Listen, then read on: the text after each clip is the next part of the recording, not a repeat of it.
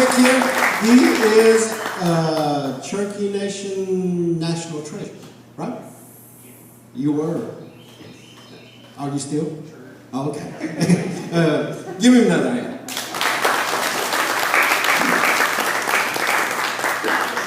Sio. Dohiju.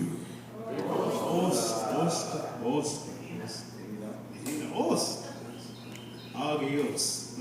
That means I'm hungry.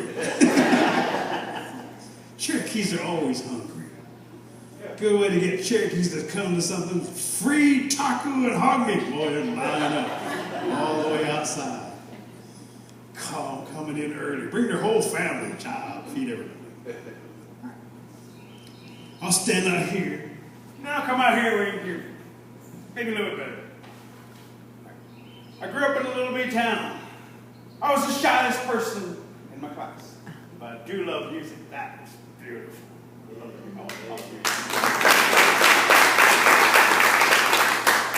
Hastings was right. I wanted you to finish the flower duet at the end. It's gorgeous.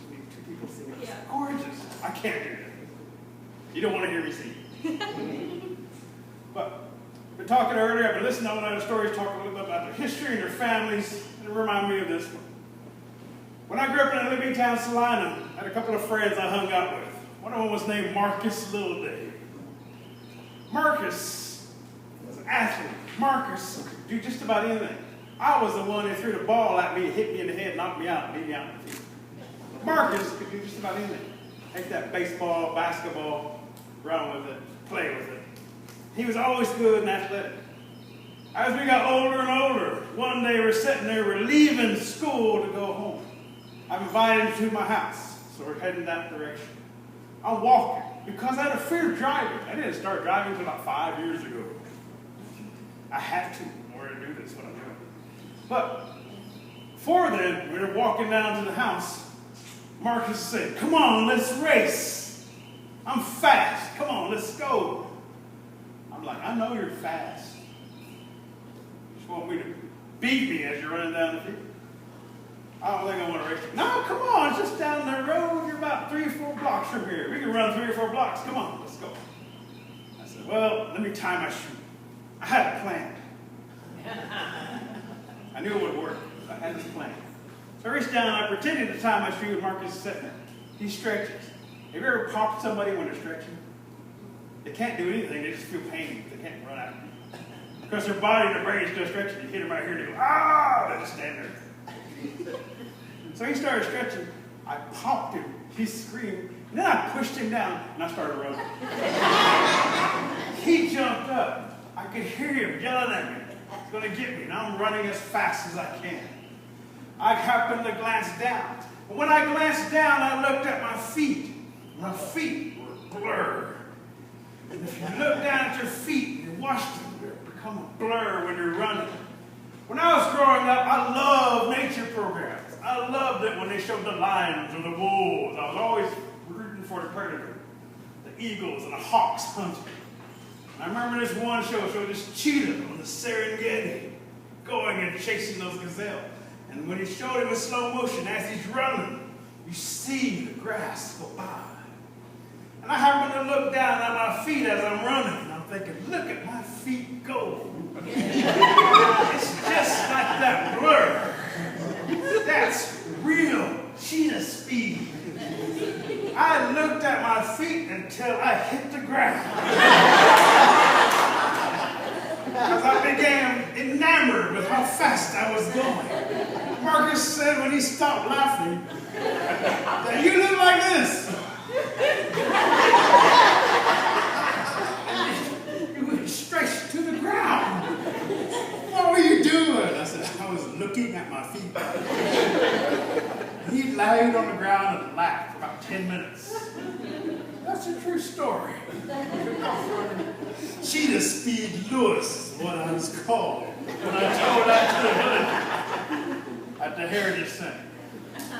From time to time, even now, when they sit there, I have my friend Gina.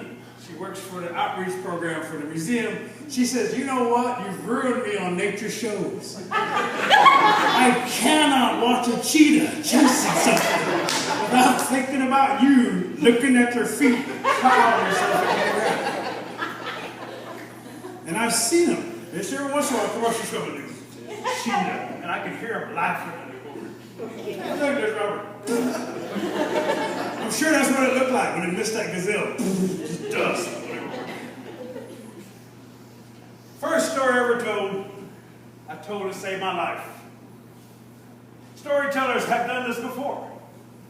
Audrey Hepburn had done this before.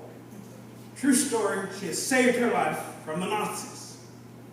She says she was going out, she was delivering messages for the French underground, but she had a curfew.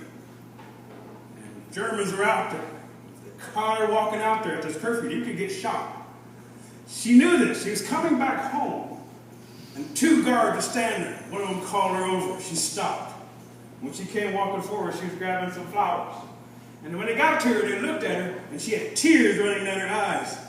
They said, "You got a curfew. You know you're not supposed to be out here." She says, "I know, but my boyfriend, he broke up with me." And they said, "Go home." They let her go home. She had no boyfriend, but she made it up really quick in order to save her life. Mine was not that dastardly. I had to tell a story to save my life from my mom and my dad. Most children do this. Your child, when they come running in the household with their eyes just wide open, you realize that child may have just almost killed themselves or somebody else. Or the dog or cat. Or the bull they're teasing out there in the woods. But they look at you, "I love you, Mom." You know that child almost died. So I'm sitting there and I hear my mom say this: "You all are going to do good in school." My mom graduated from Sequoia High School in 1952. She's very proud she graduated from a school because not very many natives from anything were graduating from anywhere in 1952. She did. Sequoia High School. My dad made it 6th grade, Shiprock, New Mexico, as far as he got. But he's Navajo and Apache. He's part of the assimilation program where they actually captured you and took you and put you in a boarding school. So that's where he grew up. My mom says, "You all are going to graduate. You make an A, you're awesome. B, you're beautiful. C, you get a carrot for dinner. Make a D, you're going to die. You make an F, that's for fatal for when your father gets home. Get rid of you. I ain't feeding you." Yes, ma'am. Sitting there reading. She had 4 boys. She wanted girls. She had nothing but boys. And so, we're sitting there. 4th grade. I get this assignment from Mrs. Brown. She says, "We're going to go to the library." I love libraries. I love books. I love reading books. Pick out a book.